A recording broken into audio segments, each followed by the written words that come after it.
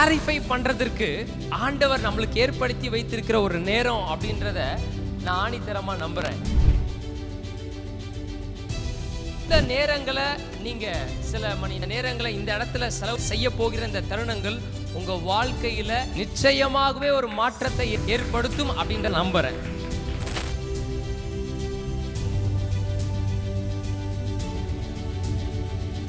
அப்பா பிதாவை நம்ம சரியா புரிந்து கொள்ள முடியாம இப்படிப்பட்டதான உபதேசங்கள் நம்மையும் கர்த்தரையும் பிரித்து வைக்கிறது. அவர் கடவுள், அவர் இடத்துல போகணும்னா இப்படிலாம் இருக்கணும். அவர் ரொம்ப இரக்கமானவர் தான், ஆனா கோபம் ஆயிட்டான்னு வச்சுக்கோ, தக்காளி போட்டு செஞ்சிருவார். கடவுளை எப்படி நம்மளுக்கு காண்பித்து கொடுத்திருக்கிறார்கள் அப்படின்ற ஒரு விஷயத்தினால நம்மளுக்கு கடவுளை ஒரு பயங்கர ஃபியூரியஸான காடு, அவருக்கு பயங்கர காண்டில் இருந்தாரு. இந்த உங்க கோபம் எல்லாம் என் மேல போடுங்க, என் மேல போட்டு அடிச்சு உங்க கோபத்தை தீர்த்துக்கோங்க அப்படின்னு சொல்ற மாதிரியும் ஒரு நரேஷன் இருக்கிறதுனால இந்த அப்பா பிதாவை நம்ம சரியா புரிந்து கொள்ள முடியாம இப்படிப்பட்டதான உபதேசங்கள் நம்மையும் கர்த்தரையும் பிரித்து வைக்கிறது. இதுக்கு பேர் தான் பிரிவினையின் உபதேசம். என் தேவனே ஏன் என்னை கைவிட்டீர் அப்படின்ற மாதிரி ஃபியூரியஸான ஒரு ஸ்டேட்மெண்ட். சிலுவையில கர்த்தர் என்ன பண்ணிருக்கிறாருன்னா இந்த மனித குலத்தை போய் கட்டி அரவணைத்திருக்கிற ஒரு ப்ராசஸ் தான் சிலுவையின் பாடுகள் அப்படின்றத நம்ம புரிஞ்சுக்கணும். சிலுவையில உங்களையும் என்னையும் அப்பா அரவணைச்சிருக்கிறாரு.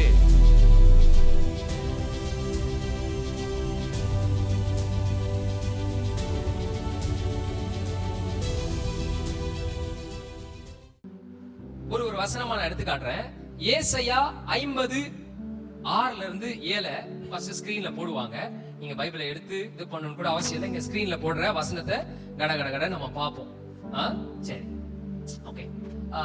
யாராவது ஒருத்தர் வாசிக்க முடியுமா? இத அடிக்கிறவர்களுக்கு என் முதுகையும் தாடை மயிரை பிடுங்குகிறவர்களுக்கு என் தாடைகளையும் ஒப்பு கொடுத்தேன். இது ஏசாயால தீர்க்க தரிசனமா இயேசு கிறிஸ்துவினுடைய சிலுவை பாட குறிச்சி இங்க பேசப்படுது. எல்லாம் இங்க கவனிக்கிறீங்களா?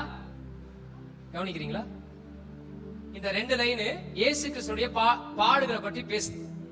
அடிக்கப்படுகிறவர்களுக்கு முன் முதுகையும், இயேசு என்ன பண்ணாரு?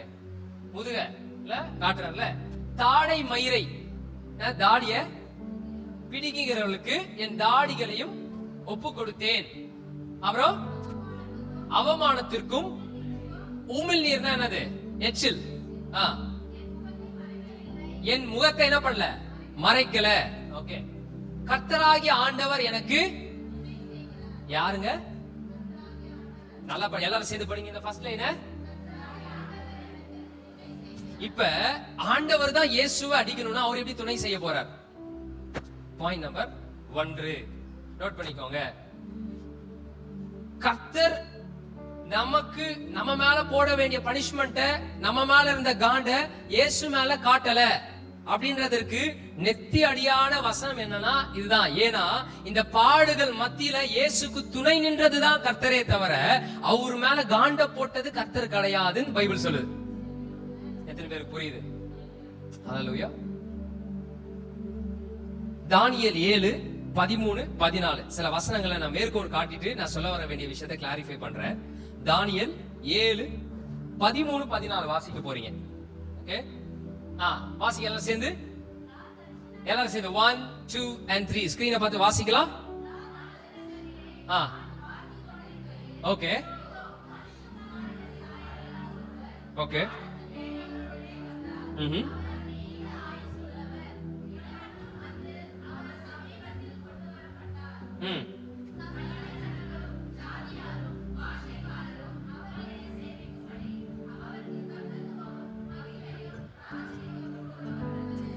பழைய ஏற்பாட்டு புஸ்தகத்துல போதும். பழைய ஏற்பாட்டு புஸ்தகத்துல இயேசு கிறிஸ்துவினுடைய எல்லா விஷயங்களையும் தீர்க்க தரிசனமாக சொல்லிக்கிட்டே வராங்க. ஜெனிசிஸ்ல இருந்து சொல்றாங்க, யோசேப்பு கதையிலே சொல்றாங்க. நீங்களோ என்ன பண்ண பாத்தீங்க? தீமை செய்ய நினைச்சீங்க, ஆனா கர்த்தரோ அதை என்ன பண்ணிட்டாரு? நன்மையா மாத்திட்டாரு. இதெல்லாம் இயேசு கிறிஸ்துவினுடைய தீர்க்க தரிசன வார்த்தைகள் எல்லாம் பழைய ஏற்பாட்டு புஸ்தகம் சொல்லிக்கிட்டே வருது. அப்படி சொல்லிக்கிட்டே வரும்போது தானியேல் என்ன சொல்றாரு அப்படின்னா, கிராஸ் அப்படின்றது, சிலுவை அப்படின்றது இயேசுவுக்கு முடிவில்ல, இயேசுவை மகிமைப்படுத்துகிற இடமாக காணப்படுகிறது அப்படின்னு போட்டிருக்கு. சோ அது பனிஷ்மெண்ட கொடுத்து அவர் மனித குலத்து மேல இருக்கிற எல்லாத்தையும் அவர் மேல போட்டு அவரை அழிக்கிறதுக்கு கர்த்தர் உண்டாக்குன பிளான் இல்ல. சிலுவை இயேசுவை மகிமைப்படுத்துகிற ஒரு பிளானாக காணப்படுகிறது. அல்லேலூயா. ஓசியா 6:6 அடுத்தது வாசிக்க போறீங்க. ஓசியா 6:6 1, 2 and 3. பலியை அல்ல இரக்கத்தையும் தகன பலியை பார்க்கிலும் தேவன் அறிகிற அறிவை விரும்புகிறேன். ஓகே போதும். சோ இந்த இடத்துல பலியை அல்ல இரக்கத்தை அப்படின்னு போட்டிருக்கு. சோ ஜீசஸ் இந்த சிந்தின ரத்தம், விலையேற பெற்ற ரத்தத்தை சிந்திருக்கிறார்னா எஸ், அவர் சிந்தின ரத்தம் விலையேற பெற்ற ரத்தம். ஆனா இதை எப்படி மாத்திடுறோம் அப்படின்னா, பிதா என்னமோ ரத்த காவு வாங்கணும்ன்ற மாதிரி இந்த ரத்தத்தை சிந்தி அந்த ரத்தத்தை அவர் வாங்கிச்சு. சரிங்களா? பலவிதமான மதங்கள்ல பாத்தீங்கன்னா இப்படிப்பட்ட நம்பிக்கை இருக்கு. இந்த ரத்த பலிகளை செலுத்தி என்ன பண்றாங்க, சில விஷயத்த ப்ராசஸ் பண்றாங்கல்ல. இப்ப நமக்கு என்ன தோணுதுன்னா, இயேசு ரத்தத்தை சிந்தினதுனால கடவுள் ரத்த பலி, அதாவது இந்த ரத்தத்தை குடித்து அவருடைய கோபத்தை தீர்த்து கொள்ள வேண்டும் அப்படின்ற மாதிரி ஒரு நரேஷனை வந்து இன்டைரக்டா கன்வே பண்றாங்க. அது அல்லவே இல்லை. ஏன்னா ரொம்ப தெளிவா சொல்லுது, பலிகளை அல்ல, அவரை கூறு அறுத்து போட்டு ரத்தத்தை கீழே சிந்த வச்சு அந்த ரத்தத்தை குடிச்சு அதுக்கப்புறம் அவருடைய கோபத்தை தீர்த்துக்கிறேன் அப்படின்றது ஆண்டவருடைய குணம் அல்ல. அவர் இரக்கம் உள்ளவர். ஹல்லேலூயா, ஹல்லேலூயா. அப்போஸ்தலர் 2:23-24. அப்போஸ்தலர் 2:23-24 சேர்ந்து வாசிக்கலாமா? அப்படி இருந்தும் தேவன் ஆலோசனையின்படியேயும் அவருடைய முன் அறிவின்படியேயும் ஒப்பு கொடுக்கப்பட்ட அந்த இயேசுவை நீங்கள் பிடித்து, யார் பிடித்து? நீங்கள் பிடித்து, கடவுள் அல்ல, நீங்கள் மனிதர்கள், நீங்கள் பிடித்து அக்கிரமக்காரருடைய கையினாலே சிலுவையில் ஆணி அடித்து கொலை செய்தீர்கள். யார் செய்தா? யார் செய்தா? கொலை செய்தீர்கள். அடுத்தது வாசிங்க. தேவன் அவருடைய மரண உபாதையின் கட்டை அவிழ்த்து. சோ இந்த இடத்துல என்ன சொல்லுதுன்னா, நீங்க இவரை என்ன பண்ணிட்டீங்க, சிலுவையில் அடிச்சு எல்லா மேட்டரும் நீங்க பண்ணிட்டீங்க, ஆனா காப்பாத்துனதுதான் கடவுள், இவருக்கு தண்டனை கொடுத்தது கடவுள் அல்ல அப்படின்னு பைபிள் சொல்லுது.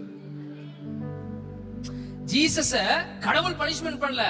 டேய் நீங்க என்ன பண்ணிட்டீங்க, குமாரனை சிலுவையில் அடிச்சு எல்லா துன்பமும் பண்ணிட்டீங்க, காப்பாத்த வந்தவர் தான் தேவன். அவருடைய மரண உபாதைகளிலிருந்து கட்டவிழ்த்து அவரை எழுப்பினார்.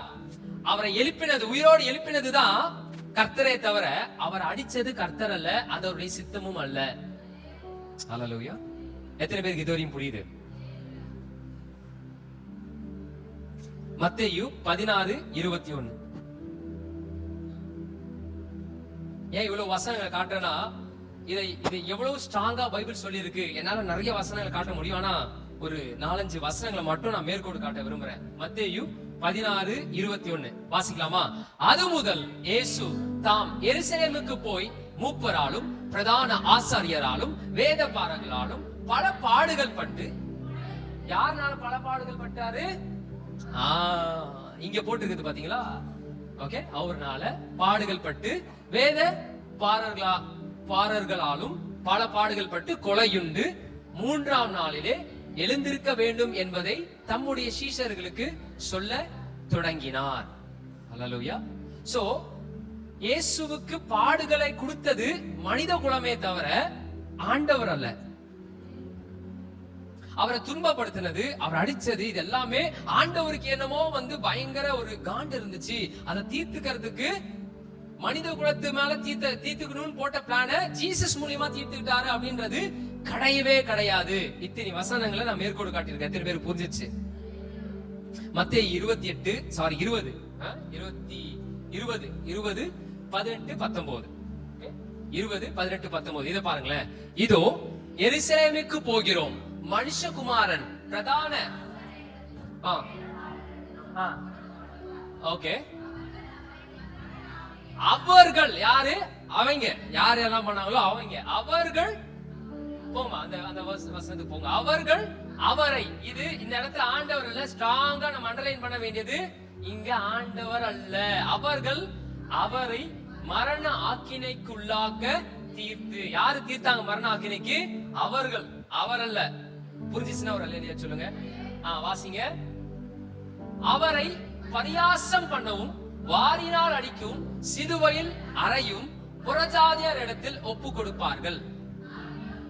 இதெல்லாம் மனுஷ குலம் பண்ணது. ஆனா கர்த்தருடைய பிளான் என்னன்னா, ஆகிலும் 3ஆம் நாளிலே அவரை உயிரோடு எழுந்திருப்பார் என்றார். ஹல்லேலூயா. கர்த்தருடைய பிளான் என்னன்னா 3ஆம் நாள் உயிரோடு எழுந்திருக்கிறதா, அடி வாங்க வைக்கிறது கிடையாது. எத்தனை பேருக்கு தெரியும்? புரிஞ்சிருக்கு? மார்க்கு 9:31. மார்க்கு 9:31. இந்த கடைசியான இந்த வசனத்தை வாசிச்சுட்டு என்னுடைய விளக்கங்களுக்கு நேரா நான் போக போறேன். ஏனெனில் மனுஷகுமாரன் மனுஷர் கையில் ஒப்பு கொடுக்கப்படுவார் என்றும் அவர்கள் அவரை கொன்று போடுவார்கள். யாரு? அவர்கள் அவரை கொன்று போடுவார்கள் என்றும், கொல்லப்பட்ட 3ஆம் நாளிலே உயிர்த்தெழுந்திருப்பார் என்றும் அவர் தம்முடைய சீஷர்கள்.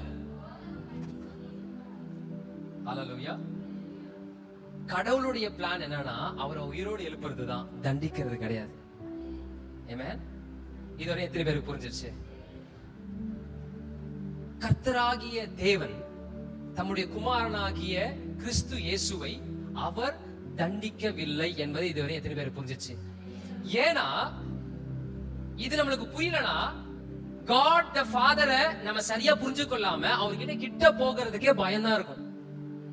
கடவுளை பார்த்தா நிறைய பேருக்கு பயம் ஏன் வருதுன்னா, அவர் எப்படிப்பட்டவர் என்பதை சரியா விளக்குவதற்கு நல்ல ஆள் இல்லாம இருக்குதோ. புரியுதா? ஹல்லேலூயா. ஒரு தப்பு பண்ணிட்டோம்னு வச்சுக்கோங்களேன், கடவுள்கிட்ட போகிறதுக்கு யாருக்காவது தைரியம் இருக்கா அப்படின்னா என்ன இல்ல, தைரியம் இல்ல. ஆனா அந்த தப்புல இருந்து நம்ம தப்பு வச்சு அதுக்கப்புறம் மீண்டும் அந்த குழிக்குள்ள உள்ளாம இருக்கிறதுக்கு சொல்யூஷன் அவர்தான்.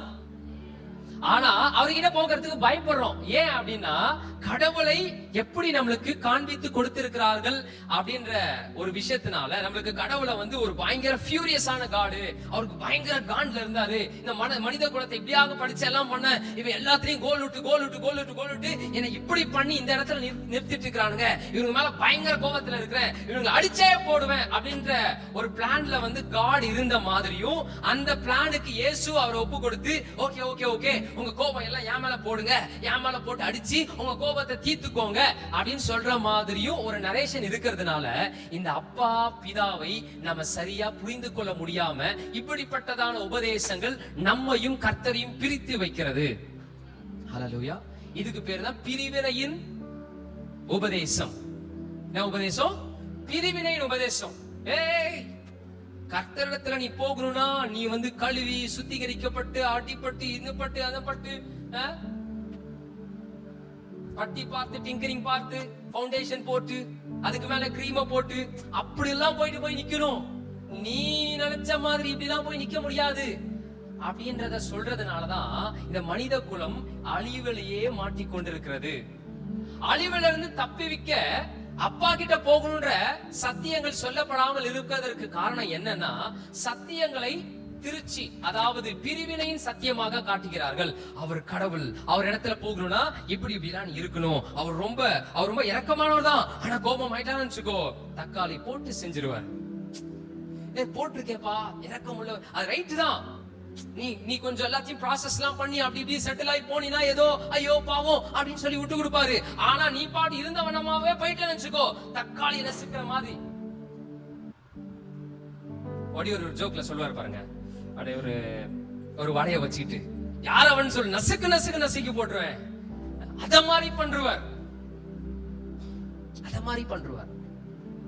பக்கத்துல இருக்கவங்கள பார்த்து சொல்லுங்க, நம்மளுடைய பிதாவாகிய அப்பா, சொல்லுங்க அவங்கள பார்த்து, நம்மளுடைய பரம தகப்பன் ரொம்ப நல்லவர். நீங்க நினைக்கிறதோட நல்லவர். ஹல்லேலூயா. எத்தனை பேருக்கு புரிஞ்சிச்சு?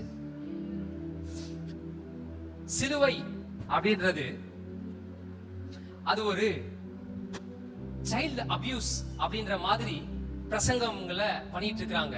சிலுவை அப்படின்றது அது ஒரு சைல்ட் அபியூஸ் இல்ல, அது ஒரு தேவனுடைய அரவணைப்பாம். சிலுவையில என்ன நடந்திருக்குன்னா, மனித குலத்தை கர்த்தர் அரவணைத்திருக்கிற ஒரு மேட்டராக அது காணப்படுகிறது. ஹல்லேலூயா. அததான் இன்னைக்கு நான் சொல்ல போறேன். இயேசு பேசின வார்த்தை என்ன வார்த்தைலாம் கேட்டல அங்கதான் போறேன். அதற்கு முன்னாடி பிதாவை நம்ம சரியா புரிஞ்சுக்கலாம், குமாரனையும் சரியா புரிஞ்சுக்க முடியாது, பரிசுத்த ஆவியானவரையும் சரியா புரிஞ்சுக்க முடியாது. ஏன்னா திருத்துவம் மூன்றுமே ஒன்றாக தான் இருக்கிறார்கள். ஹல்லேலூயா. அவங்களுடைய கேரக்டர்ஸ், குணாதிசயம் எல்லாமே எங்கேயும் டிஃபரெண்ட் இல்ல. இவர்கள் எப்படியோ அவர்களும் அப்படியாக இருக்கிறதுனால பிதாவை சரியா புரிஞ்சுக்கலனா இயேசுவை நம்மளால சரியா புரிஞ்சுக்க முடியாது. இயேசுவை சரியா புரிஞ்சுக்க முடியலனா சிலுவையின் பாடுகளை நம்மளால சரியாக புரிந்து கொள்ள முடியாது. ஹல்லேலூயா, ஹல்லேலூயா.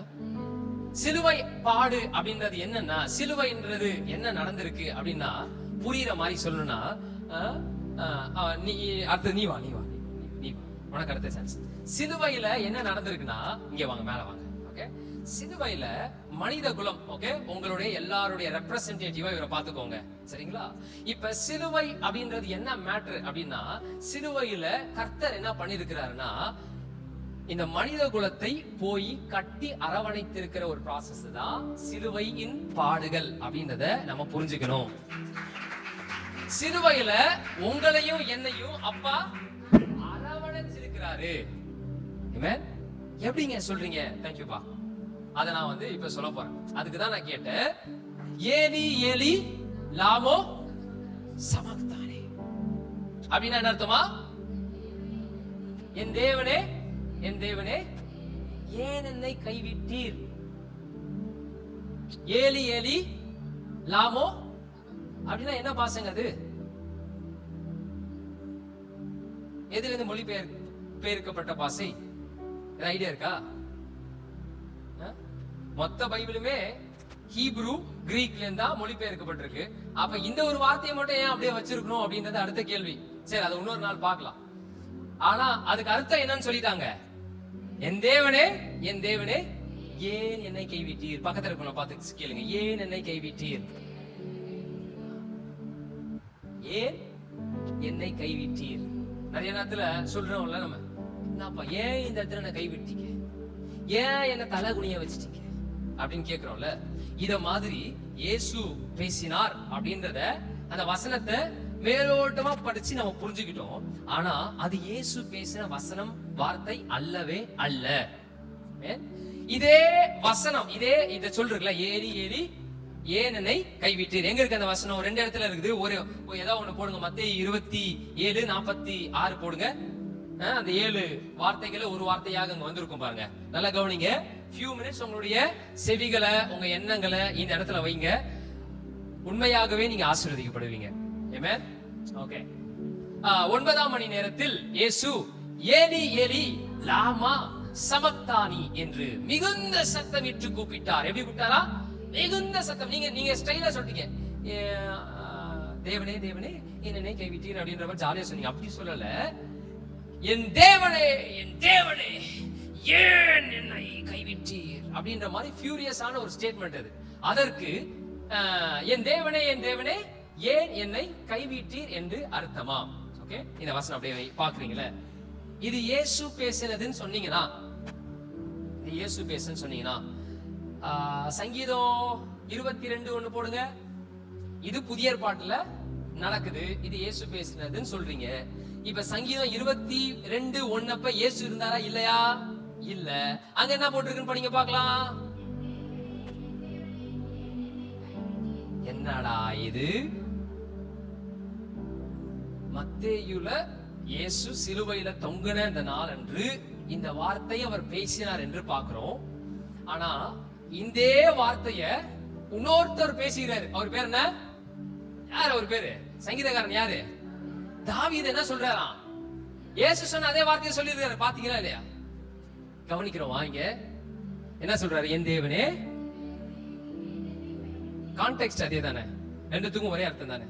அங்க இயேசு பேசின வார்த்தையும் இவரு கேட்கிற கேள்வியும் ஒரே விஷயமா தானே இருக்கு.